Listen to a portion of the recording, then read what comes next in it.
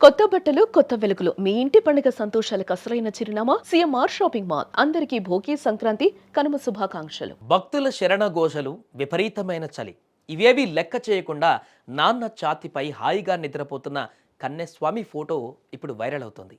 తండ్రితో కలిసి ఆ మణికంఠుడిని దర్శించుకుని ఈ చిన్నారి అలసిపోయింది. నాన్న గుండె చప్పుడే గుడిగంటలుగా, ఆయన ఒడే పట్టు పాన్పుగా ప్రపంచంలోనే సురక్షిత ప్రదేశంగా భావించింది ఆ పాప. అందుకే హాయిగా నిద్రపోయింది. ఆ తండ్రి కూడా బిడ్డ నిద్రకు భంగం కలిగించకుండా కదలకుండా ఉండిపోయాడు. ఇక్కడ ఉంది కేవలం ఒక తండ్రి ప్రేమ, ఒక కూతురి నమ్మకం. సోషల్ మీడియాలో వైరల్ అవుతున్న ఈ ఫోటో లక్షల మంది హృదయాలను కదిలిస్తోంది.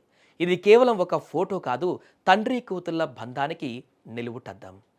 ఆ చిన్నారి కన్యస్వామిని చూడండి, ఎంత హాయిగా నిద్రపోతుందో. చుట్టూ కఠినమైన రాతి నేల, ఒంటికి గుచ్చుకునే చలి. అయినా ఆ చిన్నారికి అవేమీ తెలియడం లేదు. ఎందుకంటే ఆమె పడుకుంది రాతి నేల మీద కాదు, తన నాన్న ఛాతి మీద. ఆమెకు ఆ నాన్న గుండె చప్పుడే గుడిగంటల నాదంలా వినిపిస్తోంది.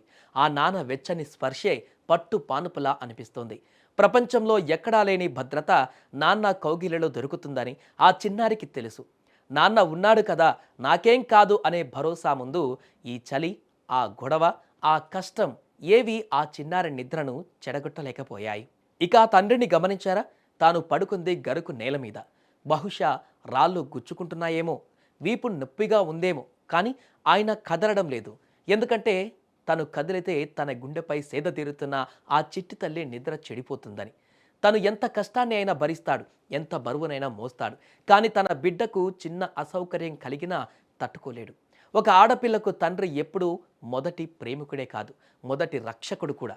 బయట ప్రపంచం ఎంత భయంకరంగా ఉన్నా నాన్న అనే రక్షణ కవచం ఉంటే చాలు, ఏ భయము మన దరి చేరదు అని చెప్పడానికి ఈ దృశ్యమే ఒక సాక్ష్యం.